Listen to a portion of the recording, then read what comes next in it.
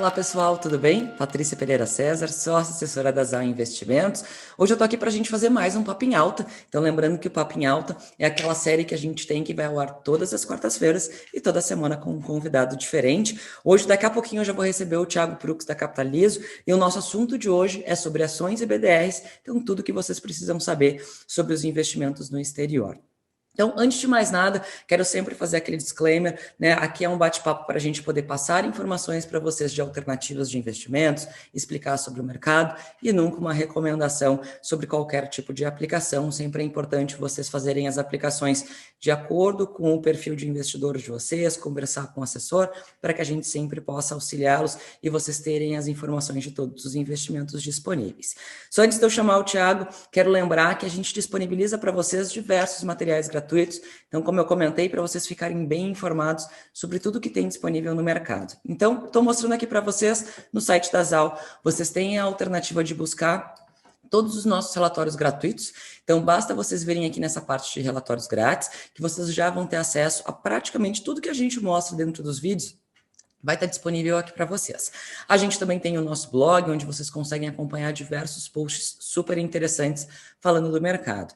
E ainda falando dessa parte de informações, onde vocês conseguem buscar bastante conhecimento, dentro do nosso canal do Instagram, a gente tem, além de materiais que a gente faz específicos aqui para a parte do Instagram, a gente também, se vocês vierem aqui nesse link, no Linktree, vocês vão ter acesso a tudo que a gente tem de informação disponível. Então, todas as nossas lives, tudo que a gente tem de e-books disponíveis. Tem dois materiais específicos que eu quero mostrar para vocês aqui antes da gente começar, que é sobre a carteira de investimentos. Então, a gente sempre vai atualizando essa carteira, a gente acabou de atualizar ela agora, onde vocês têm informações sobre diversas alternativas de acordo com o perfil de investidor, e depois vocês vão ter aqui um exemplo de uma carteira de um investidor que a gente tem aqui no escritório, onde ele tem um perfil moderado e de que forma essa carteira ela está dividida, então de que forma foi feita a distribuição dos ativos.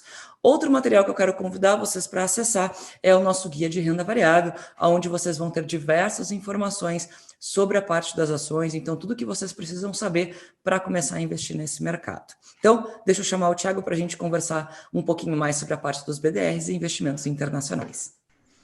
Então, como eu tinha comentado antes, eu estou aqui com o Thiago Prux da Capitalizo. Tudo bem, Thiago?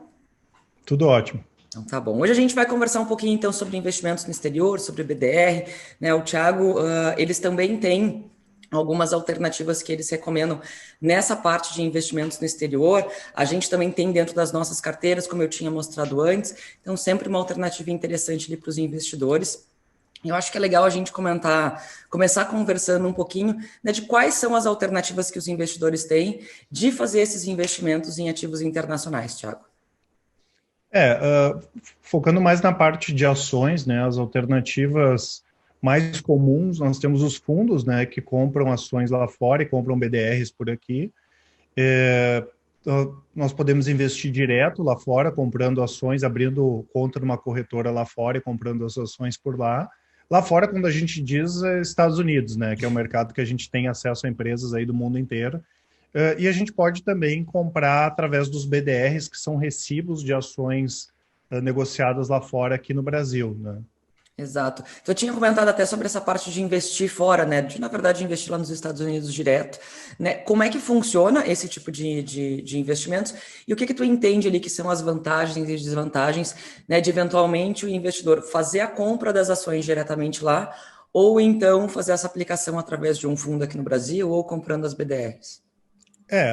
Em relação a essa questão lá fora, hoje é bem mais fácil, né? Eu lembro, quando eu comecei a investir, era praticamente inviável a gente ter investimentos lá fora, né? Hoje basta a pessoa abrir uma conta numa corretora lá, enviar o dinheiro e fazer a compra lá fora, né? Então, tem uma vantagem muito grande para quem quer enviar dinheiro para fora do país, né? Eu quero diversificar no sentido de ter dinheiro lá fora, tá? É uma boa opção abrir uma conta numa corretora lá. E as desvantagens, algumas delas em relação à questão de ter que enviar o valor, né? A gente às vezes vê que pode ter um aumento de IOF, né? Alguma coisa nesse sentido de taxação. Tem a questão também da legislação americana, né? Então a gente tem que se preocupar com a legislação brasileira, tem que se preocupar com a legislação americana. né? E tem também a questão de organização, né? Às vezes a pessoa não quer ter conta em 2, 3 corretoras diferentes, né? Investindo através de ações lá fora, vai ter que se organizar um pouco melhor, né? Exato. E outra coisa que eu sempre gosto de lembrar do comentário da legislação é também com relação à tributação, né? É algo que os investidores precisam estar atentos, porque existem diversas regras, é absolutamente diferente a tributação que a gente tem aqui no Brasil, seja das ações normais, digamos assim, né, das brasileiras, quanto de investimentos em BDR, de fazer os investimentos lá fora. Então é algo que o investidor tem que estar sempre atento e procurar essa informação antes de fazer a aplicação, né? E fora que lá fora, no caso de transmissão, também muda de estado para estado, né? Então, já não basta a nossa legislação aqui, que não é muito amigável, a gente tem que cuidar ainda da legislação lá fora, né? Exatamente. A gente comentou um pouquinho sobre os BDRs ali, né? A gente falou que é uma alternativa, e acho que é legal a gente explicar de verdade como é que eles funcionam, né? Quais são as alternativas que a gente tem aqui no Brasil, que tipo de ação a gente pode comprar, essas ações famosas aí, né? Disney, Google, Apple, elas estão disponíveis. A gente tem a função do dólar, né? O dólar acaba mexendo de alguma forma na cotação, sim ou não, né? Como é que tu entende aí que o que tem de bacana nas BDRs, como é que funciona, o que a gente pode acessar? Os BDRs, como eu comentei, eles são recibos de ações negociados lá fora, tá? Apesar deles serem negociados em reais, a variação do dólar influencia, sim, na cotação dos BDRs, tá?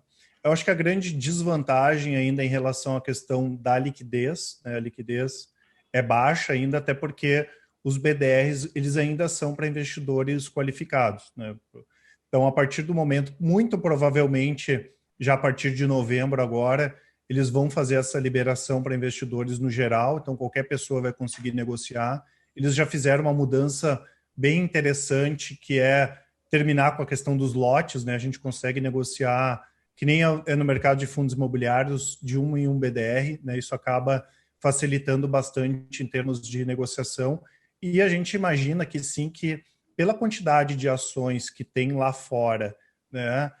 Num período aí de 3 a 5 anos, não é de se duvidar que a gente vai ter mais opções de ações BDRs, né, do que com liquidez até do que ações brasileiras, tá? Eu sei que o brasileiro ainda é um pouco resistente para investir em ativos que não sejam empresas brasileiras, mas quando o investidor começa a conhecer o mundo de possibilidades que tem lá fora, ele começa a abrir um pouco a cabeça para isso. Então, a gente imagina que a partir do momento que começar a aumentar a liquidez, isso aí vai cair na graça do investidor brasileiro, né? Exatamente. E dessas alternativas aí que a gente tem, quais as empresas que a gente pode investir aqui através de BDRs? Quais Hoje exemplos a mesmo gente com a pode dar para o liquidez mais investidor? baixa, né, como existe um formador de mercado na maioria deles, né?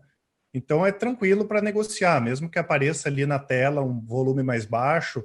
Tem os BDRs da Apple, que tem bastante negociação, da Berkshire Hathaway, que é do Warren Buffett, né? Tem Tesla, tem os bancos, né? Então tem vários aí que a gente consegue fazer negociação hoje, né? Exatamente. Até uma alternativa, né? Eu sempre comento além de tu diversificar em empresas fortes, diversificar em setores que às vezes aqui no Brasil a gente nem tem disponibilidade, né? Por exemplo, a gente não tem, são raríssimas as alternativas que a gente tem de qualquer coisa parecida com uma Tesla. Não é qualquer tipo de recomendação de dizer que eu gosto ou não do papel, mas de diversificar, se investidor tem alternativa, tem Alibaba, tem Disney, né? Então a alternativa de realmente buscar uma rentabilidade dentro da carteira, né? Com empresas mais fortes também, né? Isso aí. Eu até acho que é legal a gente comentar um pouquinho sobre a parte de exposição em uma moeda mais forte, né? Tu tinha comentado, a gente tem a alternativa de fazer aplicação em BDRs diretamente, que mesmo cotado em reais, o dólar acaba influenciando, mas a gente tem a alternativa de investir lá fora, onde o meu capital vai estar exposto, obviamente, à moeda, então eu vou ter sempre os dois riscos, né? A oscilação do papel para cima e para baixo e da moeda, mas também a gente tem a alternativa de fazer essa aplicação dentro de fundos, e dentro dos fundos de investimento, a gente tem sempre as duas possibilidades, né? A grande maioria dos fundos, eles têm uma alternativa que é redeada, ou seja, eu só vou ter a oscilação das ações que fazem parte da minha carteira, Outra alternativa são as que a gente vai ter os fundos não redeados, em que eu vou ter sempre as duas, né, as duas pontas, eu vou ter elas trabalhando dentro da carteira, tanto a oscilação da moeda quanto a oscilação do papel. Isso Na aí. tua visão, O investidor até poderia ele fazer um hedge, mas é mais complicado, né? Mas dá Exato. para fazer também. O investidor que não quer ter fundo pode fazer um hedge do dólar e ficar exposto só à variação das ações, mas através de fundo isso é bem mais facilitado, né? Exato. Tu entende que é uma forma do investidor conseguir compensar as altas do dólar, fazendo não ter necessariamente uma aplicação num fundo cambial, por exemplo, mas terem um fundo que tenha o dólar como oscilação também? Tu entende que é uma forma de compensar a alta do dólar? Para o investidor que quer ter investimento lá fora e quer ter exposição em outra moeda, sim, com certeza, né? Fora que, dependendo do caso, a gente consegue ter exposição em moedas diferentes. A gente pega, por exemplo, tu comentou a Alibaba, né? Alibaba, a gente está exposto a yuan, né? Está exposto a dólar e está exposto à variação das ações, né? Então, através de um investimento, a gente consegue diversificar em três formas, segmentos, vamos dizer assim, diferentes, né? Exatamente. E acho que uma pergunta que a gente escuta bastante, até para a gente já ir finalizando, a gente tem aqui no Brasil diversas empresas em que o dólar acaba influenciando diretamente no negócio delas, né? Acho que o primeiro exemplo aí que a gente normalmente acaba lembrando são as de papel e celulose, a própria Vale. Então, assim, tu entende que é um substituto investir nesse tipo de empresa aqui no Brasil que tem os seus negócios atrelados ao dólar, ou não? São estratégias complementares. A gente investir lá fora e, né, investir lá fora seja por fundo, por BDR e assim por diante, que nem a gente falou antes, e investir em empresas brasileiras aqui no Brasil e que estejam expostas com seu negócio em dólar. São estratégias complementares, não é a mesma coisa, né? Até porque só pelo fato da empresa, mesmo que ela trabalhe, vamos pegar o caso da Suzano, né? Já que tu comentou o papel e celulose. O principal mercado dela é o mercado chinês, né? Então, boa parte da receita dela é canalizada para a China. Agora, a empresa está no Brasil, né? Então, só do fato dela estar no Brasil, ela segue a legislação brasileira, ela segue os problemas da economia brasileira, né? Então, o risco é maior por estar no Brasil do que estar nos Estados Unidos, né? Então, uma coisa complementa a outra, mas não é a mesma coisa, né? Exatamente, né? Então, acho que é importante, sim, a gente sempre deixar claro que até a gente comenta muito mais nessa parte de ações, mas existem alternativas de fundos de renda fixa nessa parte internacional. Então, dentro da plataforma, a gente tem diversas alternativas. E só para a gente já finalizar, né, quero lembrar que a gente tem, tanto nessa parte das ações, quanto na parte dos fundos, a gente tem as nossas mesas disponíveis aqui, né, especializadas com esses tipos de produtos. Então, para os assessores conseguirem ter as informações, auxiliar o cliente diretamente, então, né, de acordo com o perfil do cliente, de acordo com os objetivos, e entender, que eu acho que é o principal, o que faz mais sentido. Se é eventualmente investir através de um fundo, se vale a pena ou não ter a carteira dolarizada de alguma forma ou não. Então, eu acho que esse tipo de conversa, certamente, o assessor vai conseguir auxiliar de uma maneira ótima a todos os clientes. Então, convido vocês a conhecerem um pouquinho mais do nosso trabalho. Vocês conseguem fazer o agendamento direto ali pelo nosso site. E quero agradecer ao Thiago mais uma vez, né, nosso convidado ilustre aqui, com o tempo dele para a gente conseguir conversar sobre esse assunto. Eu que agradeço. E como a gente comenta sempre, é muito importante o investidor começar, o que já não está pensando, começar a pensar globalmente, né? Porque tem muitas alternativas de investimento no Brasil, sim, mas nos últimos anos o Brasil ficou um pouco para trás em termos de representatividade na economia mundial. E a gente vê, por exemplo, o mercado asiático crescendo para caramba, e hoje a gente tem condições de acessar esses mercados, não tem por que a gente ficar de fora, né? Exatamente, né? A parcela que a gente tem aqui no Brasil de investimento, eu não me lembro, acho que ela não é nem 1% do mundo, é algo sem cabimento. Perto de 1%, né, do mercado mundial, né? Não tem porque a gente não buscar mais alternativas, é verdade. Então, Thiago, obrigada mais uma vez, é sempre um prazer falar contigo e até mais. Até mais, um abraço.